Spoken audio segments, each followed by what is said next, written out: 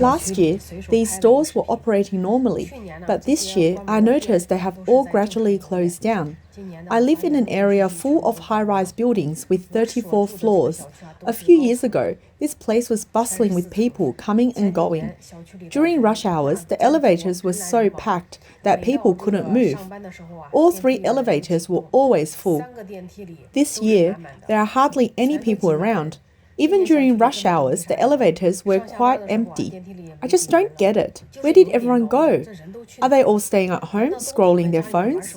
It seems only hospitals and pharmacies are doing well. There are so many closed stores along the streets. Those that are still open are constantly having promotions, especially the restaurants. It's incredibly competitive now. Many restaurant owners say business is much worse this year compared to last year. It's really tough. Many shops are just barely holding on, operating at a loss. The Chinese real estate market has taken a huge hit due to the economic downturn in the struggling restaurant industry, causing more and more shops to close down all over the country. This impact has extended to counties, where even repeated reductions in shop rents have failed to attract tenants. In small towns, people used to hope that a single store could support 3 generations, but now it's getting harder to rent out commercial spaces. This difficulty in renting is just a reflection of a larger issue. Almost all businesses in small towns are struggling more and more. This boils down to economic decline and population outflow. The economic decline is evident as small towns can no longer sell land like they used to, and the incomes of civil servants and other public sector workers have been significantly impacted. Investments in infrastructure have basically stopped, making life harder for everyone in these towns. As for population outflow, it's even evident. Young people are flocking to first and second-tier cities, leaving fewer young people in small towns. The more alarming issue is the declining birth rate each year. Economic difficulties and population outflow further accelerate this trend because opportunities are becoming scarcer. A recent article published by a WeChat platform has brought to light the difficulties faced by shop owners in several small county towns, which has really got people thinking. The article describes the struggles of shop owner Li Yingying, whose parents purchased a shop for her to rent out in their hometown right after she graduated from university. At that time, they believed the shop would provide financial security for generations, a concept they referred to as one shop for 3 generations. However, ever since acquiring the shop, it has remained vacant for over a year. Despite continuously lowering the rent, finding a tenant has been extremely difficult, making their plan unattainable. Li Yingying's shop is in a decent location, just a street away from the CBD, or commercial center, that's less than 500 meters away. However, the commercial street has little foot traffic, with only one mall attracting customers, while her shop remains empty with hardly anyone passing by. In her efforts to rent out the shop, Li Yingying has tried everything, including promoting it during meals with her parents and friends and posting rental ads on social media for 2 months straight. She even proposed a partnership where she offers the shop for free and shares profits later. Despite these efforts, no one is interested in starting a business. Li Yingying can only hopelessly sit by and watch her shop remain empty. In 2019, another case is Zhang Ying from Changsha, Hunan, who purchased 3 shops in the suburbs, paying over 1 million yuan as a down payment. Initially, she managed to rent them out, but there have not been any tenants after the pandemic. There has been no progress on the logistics distribution center advertised by the developer, so now the entire shopping mall becomes an empty building. Zhang and other owners have attempted to seek justice, but eventually felt it was futile. Without the logistics center, the suburban mall lost its utility. She previously consulted a bank and learned that the 3 shops could only be mortgaged for a total of 300 to 400,000 yuan. So now they've turned into what she calls garbage assets. Despite this, she still has to pay over 10,000 yuan in monthly mortgage payments, which feels like throwing money down the drain. In Shuyang County, Suqian City, Jiangsu Province, where Zhang Li's family lives, commercial properties were once the pride of local investors. But now, they all have to lower rents to attract tenants. In 2009, Zhang Li's parents bought 6 commercial properties on the busiest street in the county, which was quite expensive. But at that time, the renting business was still pretty good. As their income is not bad, in 2012, they bought 2 more properties on the same street.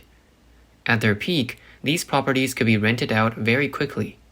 When a tenant moved out, a new one could be found within 2 months. However, in recent years, the situation has changed dramatically. The bustling scene of the commercial street has gradually faded, and the vacancy rate of the shops has exceeded at least by half. It has become increasingly difficult to rent out the properties, sometimes taking up to 6 months before finding a tenant. There are also several shops at the street corner and are blocked by large trees, making them almost unnoticed. Renting out the properties has become increasingly challenging. Right now, the only way to attract tenants is by lowering rents. But this must be done with careful planning. Every time Zhang Li collects rent, he has to perform a carefully designed act. At first, he would refuse requests to lower the rent. And then when the tenant sorrowfully calculates the cost and profits and recount the losses they suffer over the past 2 years, Zhang Li would say, "I understand your difficulties." Then he would tightly shake the tenant's hand and say the key sentence, "Remember, this rent reduction means you must continue renting next year." The point is to keep the tenant for another year. For Zhang Li, this act is essential not only to retain tenants but also to prevent more rent reduction during the next year. Of course, tenants have their own strategies too, in which they often propose rent reductions just before paying. There was once a tenant running a snack shop asking for a 10,000 yuan rent reduction due to business difficulties. Although Zhang Li was reluctant, he eventually compromised. This trend of asking for rent reduction has led to a general decline in shop rents. For Zhang Li's properties, the rent for an auto trade shop decreased from 150,000 yuan per year to 100,000 yuan, and the rent for a snack shop dropped from 230,000 yuan to 190,000 yuan. Some tenants even paid half a year's rent and then abandoned the property altogether. At the current rent rates, it will take Zhang Li 26 years to break even. But he is considered lucky because his shops are still being rented out. Noticing the vacant shops around him, he has started to be cautious in his daily life, fearing he will incite envy from others. The article notes that in a bustling county where commercial properties are lowering rents, those in less prominent locations have no choice but to reduce rents even more significantly. A woman named Zhao Xiaoxi, whose home is in Hankou District, Wuhan City, purchased a commercial property in Xinzhou District in 2020. Although Xinzhou is nearly 70 kilometers from Wuhan's city center, which is an hour-and-a-half drive, locals still consider it a county town. The property developer advertised that the street where the shop is located was near schools and sports facilities, with convenient transportation, and projected a rental return of 3,000 yuan per month. However, a year later, when Zhao Xiaoxi took over the property, she found that the promised nearby schools and sports facilities did not exist, and property prices had plummeted from over 30,000 yuan per square meter to just over 10,000 yuan. Zhao Xiaoxi decided to halve the rent to 1,500 yuan per month, but it was still difficult to find a tenant. Everyone calling has tried to negotiate to further lower the price, with almost the same argument every time. Other shops are cheaper than yours. Zhao Xiaoxi was furious because she's already cut the rent in half. Every time she received such calls, she would lose patience, tell the tenants to rent somewhere else, and hang up. After more than a year of leaving her space completely vacant, Zhao Xiaoxi finally gave in, reducing the rent by another 200 yuan to 1,300 yuan per month. She and her family have calculated the return on their shop. At the current rent of 1,300 yuan per month, it would take until Zhao Xiaoxi is over 100 years old to break even. Back then, the process of buying property was extremely difficult. Being able to afford one does not guarantee successful acquisition. At that time, Zhao Xiaoxi was in the middle of a huge crowd, repeatedly getting her feet trampled on to the point of being swollen. She then had to shout at the sales staff about how much money she had prepared, and only then was she able to make a purchase. Around that time, everyone, including Zhao Xiaoxi, thought that owning a shop would be profitable. However, instead of the expected prosperity, the market bubble burst, and things cooled down much faster than anyone anticipated. According to the National Bureau of Statistics of China, in 2023, China's total real estate development investment was 11.1 trillion yuan, a decrease of 9.6% from the previous year. Among this, investment in commercial operating properties was 805.5 billion yuan, a decline of 16.9%. The sales value of commercial housing was 11.7 trillion yuan, a decrease of 6.5%. The chilling effect of the national real estate market has spread to county towns, making the whole real estate climate feel even colder. Someone commented and said, "If you can't stabilize employment, can't stabilize foreign trade, so you leave, and then everyone leaves. So the shops and snack stands near factories have no customers anymore. So I now buy most of my stuff online. I have no choice. The same brand of goods is much cheaper online, and they save me a lot of money. Physical shops will only get worse in the future. In counties, some commercial complexes in fourth-tier cities have shut down. Formerly bustling commercial streets now see half their shops closed, with the remaining ones struggling. Economic recession and numerous uncertainties discourage spending, and many people are in debt."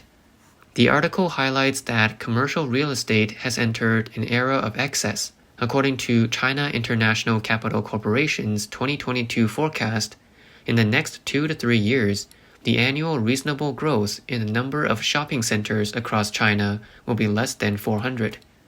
According to Chinese media reports, China's restaurant industry is experiencing a wave of closures. Data from Jiuxian Zhongtai indicates that in 2023, 3.5 million restaurants closed nationwide, with a staggering closure rate of 51%. In many areas, entire streets of businesses have shut down simultaneously. The report states that the wave of closures has affected various sectors, including barbecue, hot pot, tea shops, and snacks. The intensifying competition within the industry has accelerated internal reshuffling, eliminating many small individual businesses and even brands previously seen as invincible. In Zhengzhou, Henan Province, the entire Wenbo Road food street has been deserted. Similarly, a row of restaurants in Wukuang Life Plaza, Kaifu District, Changsha, have closed down. A food street in Mianyang, Sichuan, is also facing collective closures. A restaurant owner shared on social media about his restaurant closing down. "We've finally closed down, and this time it's not a joke. It's for real. I've taken down all the group buy deals, the shop is empty, and we've already called second-hand dealers to take away all the equipment. We were in business for 11 months. We opened in June 2023. Now it's May the 1st, 2024, and we are done.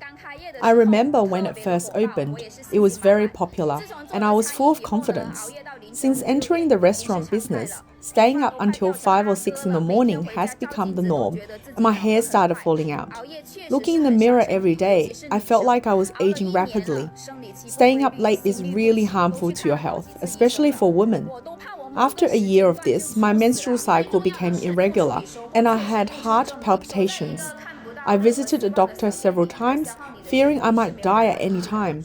Most importantly, the effort and reward were disproportionate. Staying in a small shop with no hope while it drains your health is meaningless. I need to see some return to keep going." Social media platforms in China are filled with people sharing similar experiences. According to limited available statistics from Yilan Business, in the first quarter of 2024, about 1,200 stores announced closures in China, covering over 50 companies, including large chains like Walmart, Yonghui Superstores, RT Mart, and Hema. Among the closed stores, at least 140 were supermarkets, 2 were department stores, about 900 were bakeries and tea shops, and 160 were other businesses like restaurants and clothing stores. The situation is also dire in the maternity and childcare and education training sectors. Behind every piece of news about a sudden collapse of an institution are assets worth millions or even tens of millions. Limited available data from Yilan Business show that brands like My Gym, Gym Beret, and Hua Ying Chen Baby have seen large-scale closures, with at least 47 stores shutting down. In early 2024, the owner of Hua Yingchen baby milk powder store in Henan disappeared, closing over 20 stores overnight, involving more than 10 million yuan in cost. In 2023, the Xihongmen and Shangdi campuses of Lerong Children's Home in Beijing announced indefinite closures due to operational difficulties, involving over 10 million yuan in early education and childcare prepayments. As numerous stores close, China's real estate market continues to decline. According to CRIC China's data, in May, the top 100 real estate companies in China achieved a total sales amount of 322.4 billion yuan, a year-on-year decrease of 33.6%. From January to May, the cumulative sales amount for the top 100 real estate companies was 1.4 trillion yuan, down 44.3% year-on-year. According to the National Bureau of Statistics of China, from January to April this year, the sales area of newly built commercial housing was 292.5 million square meters. This represents a year-on-year decrease of 20.2%, with the residential sales area falling by 23.8%. As of March, the national commercial housing inventory reached 748 million square meters, setting a historical record and increasing by 100 million square meters from last August. In response to the real estate crisis, the Chinese government has introduced a series of rescue measures, but to no avail. On May 17th, China launched new measures to stimulate the housing market, one of which is the establishment of a 300 billion yuan re-loan for affordable housing.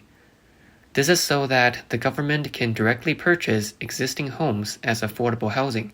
American economist David Huang believes that it is quite difficult to implement the requirement for local governments nationwide to purchase the inventory of commercial housing. He told the Epoch Times, "Firstly, the financial pressure is enormous. Local governments are already heavily indebted to the point of basically insolvency. Secondly, there are many opportunities for abuse of power and rent-seeking in these processes." He believes that the model of building large-scale rental housing has historically proven to be a national failure.